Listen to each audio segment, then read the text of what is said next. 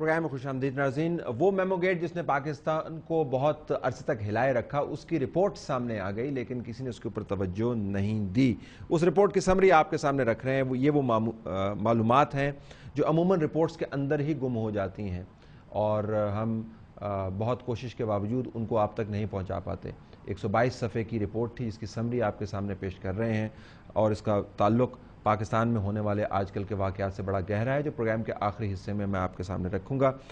حسین حقانی صاحب جو پاکستان کے سابق سفیر، آپ کے اور میرے ٹیکس پیئر کے پیسوں سے تنخواہیں لینے والے، انہوں نے کمال ایک کام یہ بھی کیا ناظرین کہ $2 ملین پر ایئر ایک سیکرٹ فنڈ انہوں نے حاصل کیا۔ پاکستان کے جتنے بھی سفیر امریکہ میں متعین رہے ہیں ان میں سے بعض کا کہنا ہے کہ ہمارے پاس تو $3,000 بھی نہیں ہوتے تھے سیکرٹ فنڈ کے کھاتے میں، کسی کو کافی کا ایک کپ پلا دیا، کسی کو ایک ڈنر کروا دیا، اس طریقے سے ہم لوگوں کو کلٹیویٹ کرتے تھے۔ حسین حقانی کو 4 سال میں $8 ملین کی خطیر رقم دی گئی۔ کمیشن نے جب ان سے طلبی کی تو انہوں نے صاف انکار کر دیا کہ میں اس کا حساب کتاب نہیں دوں گا، اور توجہ یہ دی کہ خفیہ فنڈ تو وہی ہوتا ہے جو خفیہ رہے۔ کمیشن تو ایک پروب کمیشن ہے، مینڈیٹڈ کمیشن ہے، اس کا حق ہے کہ وہ جانے کہ یہ پیسے کہاں پر لگے، کس کام کے لیے لگے۔ کمیشن کا خیال ہے کہ حسین حقانی نے ان فنڈز کے بارے میں ان سے جھوٹ بولا۔ حسین حقانی نے یہ کہا کہ اس مقدار میں فنڈز ان کی تعیناتی سے پہلے بھی دیے جاتے ہیں۔ کمیشن نے سیکرٹری خارجہ سے پوچھ لیا، سیکرٹری خارجہ نے کہا کہ اس سے پہلے کبھی اتنے فنڈز کسی کو ایلوکیٹ نہیں ہوئے، ان فنڈز کا کوئی ریکارڈ موجود نہیں ہے۔ حسین حقانی کا یہ کہنا کہ خفیہ فنڈ خفیہ کاموں کے لیے استعمال ہوتے ہیں اور کسی کو میں جواب دہ نہیں ہوں، اور ان کے اپنے بیانات کی نفی کرتا ہے کمیشن کے مطابق، اور کمیشن نے کہا کہ وہ اپنی کتابوں میں یہ لکھتے رہے ہیں کہ سیکرٹ فنڈ نہیں ہونا چاہیے، اور اب ہمیں بتا رہے ہیں کہ سیکرٹ فنڈ کی میں جواب دہی نہیں دوں گا۔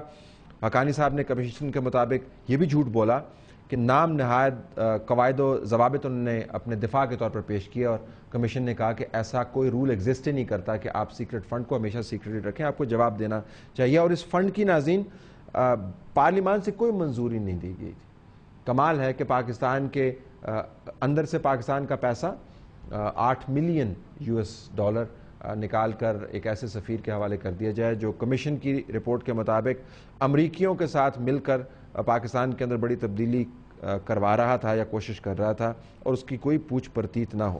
ایک اور ناظرین ثبوت جو کمیشن نے ڈسکور کیا کہ منصور اعجاز اور حسین حقانی کی بڑی گاڑی چھنتی تھی، بڑے گہرے دوست تھے، ایک دوسرے کو بے تکلفانہ انداز سے مخاطب کرتے تھے، اکٹھے آرٹیکلز لکھتے تھے، اپنے آرٹیکلز کے متن کو باقاعدہ آپس میں تبادلہ اس کا کرتے تھے، اور 2 مئی کے بعد منصور اعجاز نے فائنینشل ٹائمز میں جو آرٹیکل لکھا اور پاکستان کی ریاست کی ایسی کی تیسی کی، تو حسین حقانی نے ان سے کہا کہ میں آپ کے اس آرٹیکل سے اتفاق کرتا ہوں، اور منصور اعجاز کے درمیان اور حسین حقانی کے درمیان پاکستان کی آرمی، انٹیلیجنس ایجنسیز، نیوکلیر اثاثے اور جیسے دوسرے معاملات پر مکمل طور پر ایک ہارمنی تھی ان کے ویوز میں۔ کمیشن کا بیان ہے کہ بعض معاملات پر حسین حقانی منصور اعجاز سے کہیں زیادہ سخت رویہ رکھتے تھے۔ تو یہ تو حسین حقانی کے بارے میں تو انہوں نے اسٹیبلش کر دیا کہ ان کا معاملہ انتہائی گھمبیر ہے، انہوں نے آئین کی وائلیشن کی ہے۔ مہموں کا مقصد کیا تھا؟ That is the crucial thing. یہ سب کچھ کیوں کیا جا رہا تھا؟ کمیشن نے اس کے اوپر بھی اپنی رائے دی ہے۔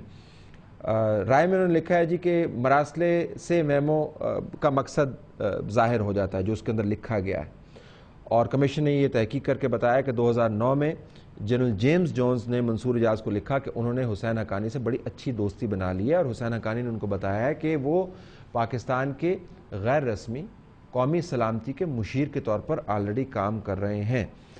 میمو نے یہ کہا کہ حسین حقانی اپنے مقاصد کے حصول کے لیے ایک نام نہاد فوجی قبضے کی کہانی گھڑ کر انہوں نے امریکیوں کو اپنی طرف مائل کیا تاکہ وہ اس نظام کو تہہ بالا کر کے خود ایک نیا نظام اپنے دوستوں کے ذریعے قائم کر پائیں پاکستان میں، جس کا مقصد امریکی انٹرسٹ کو سرو کرنا ہے۔